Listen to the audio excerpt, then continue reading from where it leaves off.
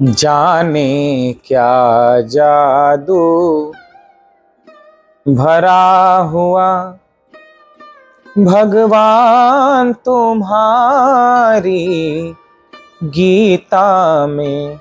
जाने क्या जादू भरा हुआ भगवान तुम्हारी गीता में। मन चमन हमारा हरा हुआ, मन चमन हमारा हरा हुआ भगवान तुम्हारी गीता में। जाने क्या जादू भरा हुआ भगवान तुम्हारी गीता में। जब शोक मोह से घिर जाए तब गीता वचन हृदय लाए। जब शोक मोह से घिर जाए तब गीता वचन हृदय लाए।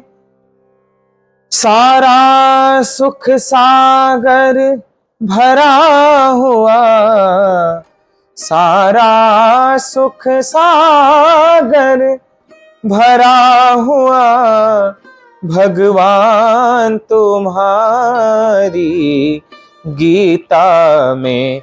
जाने क्या जादू भरा हुआ भगवान तुम्हारी गीता में।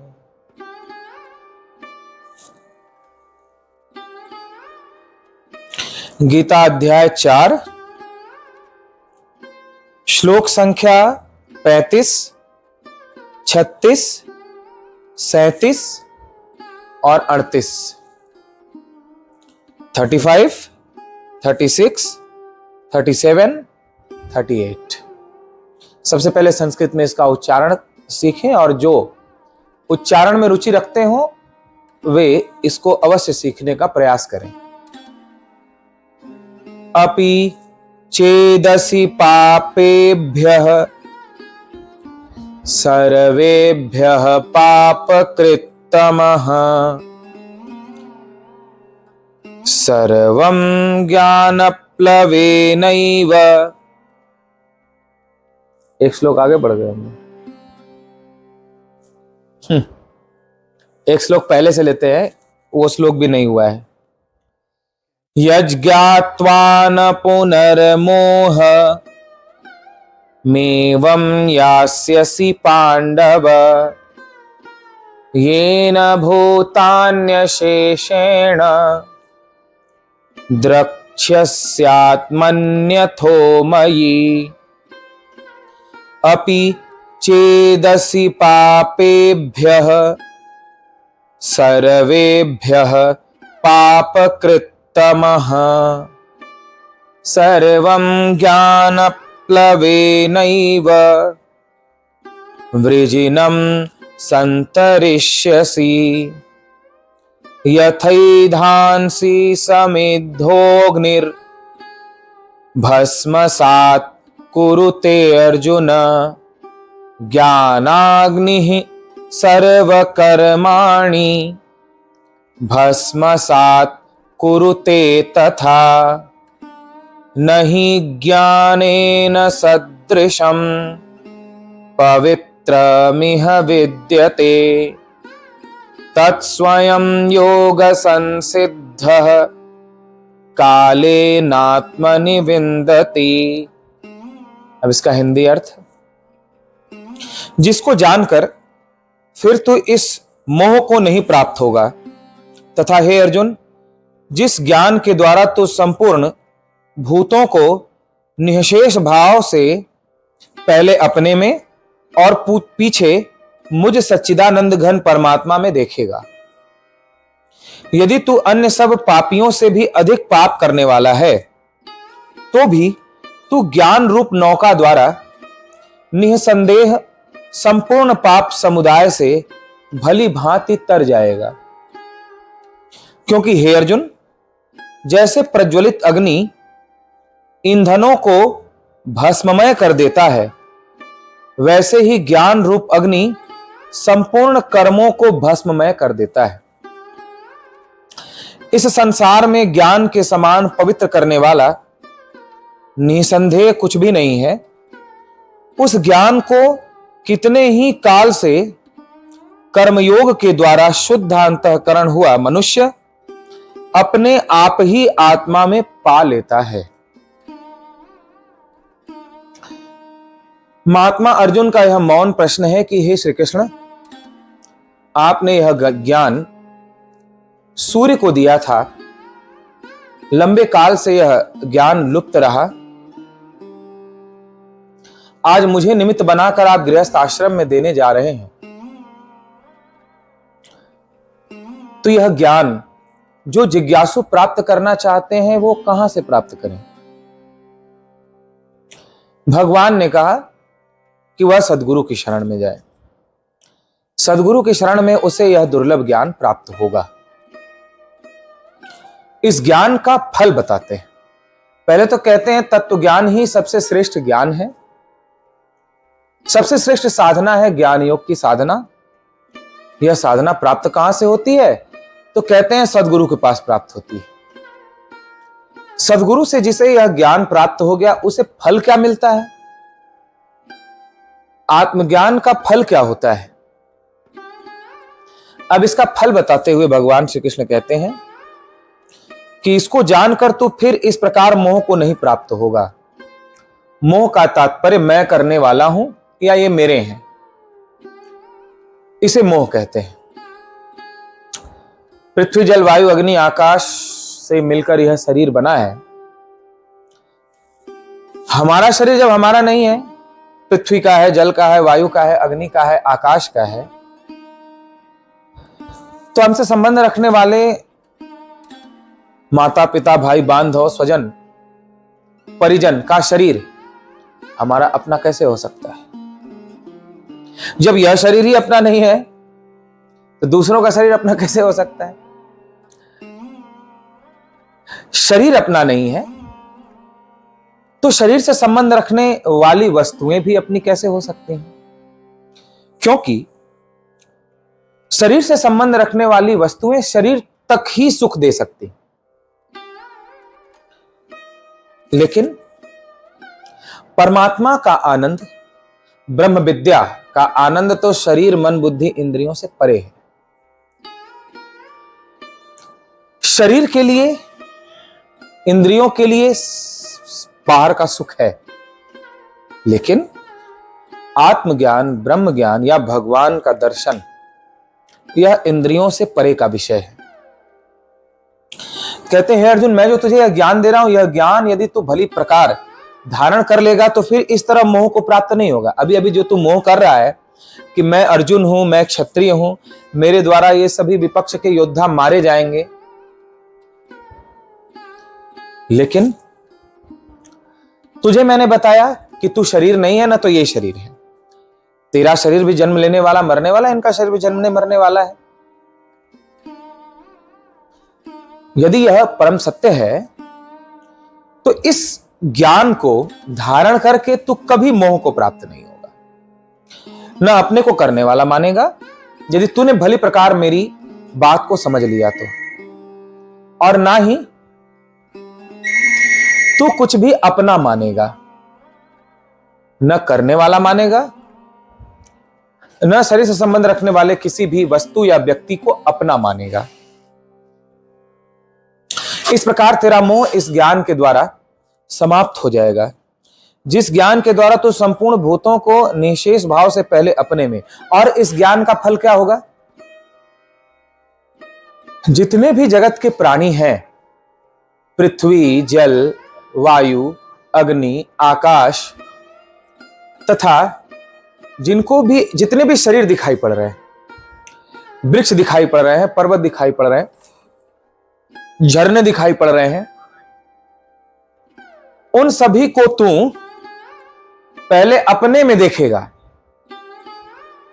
आत्मज्ञान होने के बाद क्या दिखाई पड़ता है ये बता रहे हैं भगवान कि पहले तू सारा जगत, समस्त प्राणी अपने में देखेगा।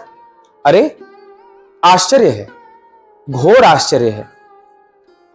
अब तक तो मैं ऐसा समझता था कि मैं शरीर में हूं, यहां से लेकर यहां तक ही मेरा है निवास, किंतु अब मैंने यह जान लिया कि मैं यहां से लेकर यहां तक ही नहीं हूं, बल्कि पृथ्वी, जल, वायु, अग्नि, आकाश, सूर्य, चंद्रमा, यह ब्रह्मांड और जगत के जितने भी भूत प्राणी हैं वे सब मेरे में हैं। पहले तू सारे ब्रह्मांड को, पूरे अस्तित्व को, समस्त प्राणियों को अपने में देखेगा, फिर पीछे मुझ सच्चिदानंद घन परमात्मा में देखेगा। फिर देखेगा कि अरे जो ये सब मेरे में है वही तो परमात्मा में है। और भगवान मानो यहां यह संकेत करना चाहते हैं कि हे अर्जुन, तू मुझ में ही मिल जाएगा तो एक ही बात है, तू मुझ में सारा संसार देख या अपने में देख। यानी भगवान का यह कहने का तात्पर्य है कि इस ज्ञान को प्राप्त कर लेने के बाद तू मुझे प्राप्त कर लेगा, और मुझे प्राप्त करके तू ये देखेगा कि यह सारा जगत तो मेरे में ही है। तू जगत में नहीं है बल्कि जगत तेरे में है। यह इस ब्रह्म विद्या को धारण करने का फल है। यह कितने आश्चर्य की बात है। हमारी प्राय यही मानसिकता होती है, यही सोच होती है, हमारी यही समझ है कि मैं शरीर में हूं, घर में हूं, मोहल्ले में हूं, शहर में हूं, प्रदेश में हूं, देश में हूं, मैं ग्रह में हूं, ब्रह्मांड में हूं। किंतु इसकी ठीक विपरीत बात भगवान करते हैं कि तू अपने में ये सब देखेगा, अपने को इनमें नहीं देखेगा, तेरे में ये सब दिखाई पड़ेगा। तेरे को तू सर्वव्यापक है, एक जगह तेरी स्थिति नहीं है, एक देशीय तू नहीं है। फिर अगले मंत्र में कहते हैं, यदि तू अन्य सब पापियों से भी अधिक पाप करने वाला है।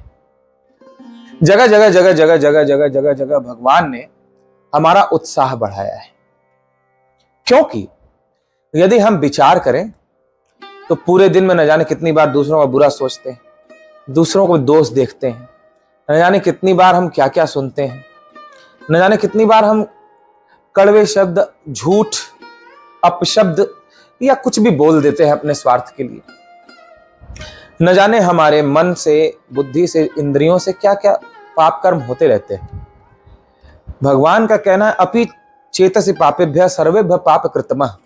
इस संसार में यदि कोई पापियों में भी सिरमौर है, जगत का सबसे बड़ा पापी ही क्यों ना हो, वह भी यदि मेरे इस ज्ञान की शरण में आ जाता है। यदि तू सब पापियों से भी अधिक पाप करने वाला है। बड़ी बात कही भगवान ने कि रावण, कुंभकर्ण, मेघनाद, कंस, जरासंध, शिशुपाल, ऐसे पापियों से भी बड़ा पापी तू अपने को मानता है, तो भी तू ज्ञान रूप नौका द्वारा निसंदेह संपूर्ण पाप के समुद्र को तर जाएगा। समुद्र को पार करना आसान नहीं होता। एक नदी को पार करना आसान है, एक तालाब को पार करना आसान है, लेकिन समुद्र को बिना अच्छी जहाज और बिना अच्छे पायलट के पार नहीं किया जा सकता। यदि हम अपने पूर्वकृत कर्मों को देख लें तो हमें पता चलेगा कि इस जन्म और पिछले जन्म में हमसे जाने अनजाने न जाने कितने पाप कर्म हुए हैं। वह एक समुद्र के जैसा, समुद्र के जैसे उस पाप रूप भयंकर भयावह मार्ग जिसमें सूझता नहीं है, कैसे पार हो हम।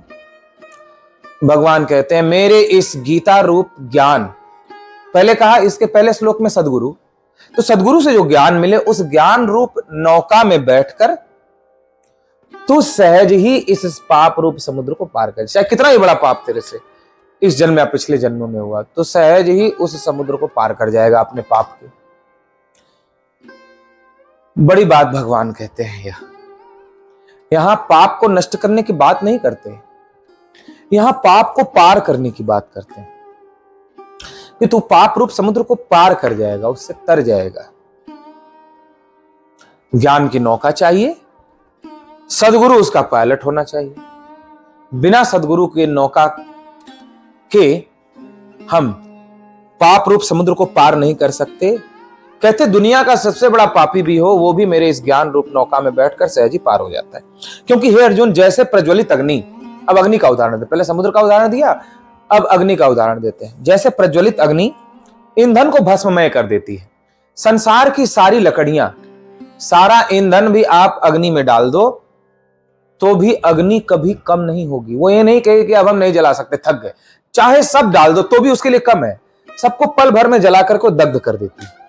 वैसे ही भगवान अपने इस ज्ञान की प्रशंसा करते हुए कहते हैं कि हे अर्जुन, सदगुरु से जो यह ज्ञान प्राप्त होता है, यह जो गीता का ज्ञान है, इस ज्ञान रूपी अग्नि में तेरे इस और पिछले जन्म के सारे शुभ अशुभ कर्म जल के भस्म हो जाते हैं, भस्म हो जाते हैं, तत्काल भस्म हो जाते हैं। नहीं ज्ञानेन सदृशम पवित्रम विद्यते तत्स्वयं योग संसिद्ध कालेन आत्मनि विन्दति। इस संसार में कई प्रकार के साधनों के प्रति हमारा आग्रह होता है। किसी का जप के प्रति बड़ा आग्रह है, किसी का खूब ध्यान करें, किसी खूब तपस्या करें, किसी का आग्रह किसी साधना में है, किसी का आग्रह किसी साधना में। भगवान यहां कहते हैं बहुत सरल है मुझे पाना, इतना तुम कठिन क्यों समझते हो? बहुत सरल, बहुत सरल, बहुत सरल है पापों से छूटना, बहुत सरल है मुझ तक पहुंचना। वो सरल क्या है?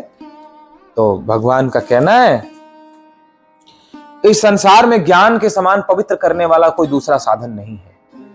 चाहे जितने भी साधन हुए, यानी साधनाएं हुई, भक्ति के मार्ग हुए, पढ़ो गीता जी में भगवान ने कहा है इस जगत में ज्ञान के समान पवित्र करने वाला दूसरा कोई साधन नहीं है। जिसको यह गीता का ज्ञान हृदय में उतर गया और उस ज्ञान को उसने धारण कर लिया, उसके समान पवित्र करने वाला दूसरा कोई साधन नहीं है। निसंदेह उस ज्ञान को कितने ही काल से कर्मयोग के द्वारा शुद्ध अंतःकरण वाला मनुष्य अपने आप आत्मा में ही पा लेता है। ये भी बड़ी बात कहते हैं भगवान कि कर्मयोग का यदि कोई आचरण करता है, यानी बिना कामना के केवल ईश्वर की प्रसन्नता से गुरु के द्वारा बनाई हुई विधि के अनुसार अपना प्रत्येक कर्म करता रहता है, तो उस निष्काम कर्म के द्वारा जिसमें कोई कामना न हो, कोई फल की इच्छा न हो कि हम भक्ति कर रहे हैं, पूजा पाठ कर रहे हैं, ये कर रहे हैं तो हमको ये फल में मिले, वो भगवान के हाथ में छोड़ दिया फल, और वो कर्तव्य कर्म अपना करता जा रहा है ईश्वर की प्रसन्नता के लिए, तो धीरे धीरे धीरे धीरे उसका अंतःकरण शुद्ध होता जाएगा, अंतःकरण शुद्ध होता जाएगा, शुद्ध होता जाएगा, शुद्ध होता जाएगा, शुद्ध होता जाएगा, शुद्ध होता जाएगा। जैसे जल में आपने हीरा रख दिया, उसको हिला दिया, ऐसे जल को, पानी हिलता रहेगा तो उसमें हीरा नहीं दिखाई पड़ेगा, लेकिन जैसे ही हिलते हिलते धीरे धीरे धीरे धीरे धीरे धीरे धीरे धीरे धीरे धीरे जल शांत होगा तो हीरा स्पष्ट दिखाई पड़ने लगेगा। ऐसे ही परमात्मा रूपी हीरा हम सबके हृदय में है और विचारों की तरंग भीतर में चल रही है, लेकिन इस ज्ञान के द्वारा धीरे धीरे धीरे धीरे धीरे धीरे धीरे धीरे जब तरंगें शांत हो जाएंगी, कर्मयोग के द्वारा यानी भगवान की सेवा के द्वारा, भक्ति के द्वारा, निष्काम भाव से, जो मैंने कहा, धीरे धीरे धीरे जब तरंगें शांत हो जाएंगी तो हृदय में जो हीरा रूप परमात्मा है वह प्रकट हो जाएगा। यानी भगवान का कहना है कि निष्काम भाव से यदि आप कर्म करोगे, बिना फल की इच्छा से कर्म करोगे, तो उस कर्म के द्वारा ज्ञान कहीं बाहर से मिलेगा नहीं, तुम्हारे भीतर ही प्रकट हो जाएगा, क्योंकि तुम्हारे भीतर ही है। बस कर्मयोग करते करते तुम्हारे मन की तरंगे शांत हो जाएगी, तरंगे शांत होते ही हृदय में ही ज्ञान है तो प्रकट हो जाएगा, तुम्हें प्राप्त हो जाएगा। वो प्राप्त ही है, प्रकट हो जाएगा। प्रकट होना और प्राप्त करने में बड़ा अंतर है। प्राप्त जैसे बाहर से कहीं से मिल रहा, भगवान ऐसा नहीं कहते बाहर से कहीं से मिलेगा। भगवान कहते हैं तू कर्मयोग का आचरण करेगा निष्काम भाव से तो तेरे भीतर तो है ही, वो प्रकट हो जाएगा। जैसे लकड़ी में अग्नि है, उसको ऐसे ऐसे ऐसे ऐसे मंथन करो तो मंथन करते करते करते करते उसमें से आग प्रकट हो जाती है। जैसे अग्नि जलानी होती है जब यज्ञ कुंड में, यज्ञ के समय, तो घर्षण करते हैं ब्राह्मणगण, उस घर्षण से अग्नि प्रकट होती है। तो इसी प्रकार भक्ति के द्वारा, भजन के द्वारा, जप के द्वारा जब घर्षण करते हैं तो अपने आप ही वह ज्ञान हृदय में प्रकट हो जाता है। तो इस प्रकार भगवान ने कर्मयोग के आचरण से कैसे आप ज्ञान को अपने अंतर में सहज ही प्राप्त कर लोगे, इसकी विधि बताई और ज्ञान को सभी साधनों में श्रेष्ठ बताया कि जगत का सबसे बड़ा पापी हो तो भी इस ज्ञान रूपी नौका में बैठकर सहज ही पार हो सकता है, या फिर यह ज्ञान अग्नि के समान है जिस गुरु के इस ज्ञान रूपी अग्नि से जन्म जन्मांतर के पाप जल के भस्म हो जाते हैं और वह अंतर में मुझे प्राप्त कर लेता है। इस प्रकार गीता जी के ज्ञान को सुनने का फल भगवान ने आज बताया, धारण करने का फल बताया। तो सभी का कल्याण हो, मंगल हो। बोलिए गीता माता की जय।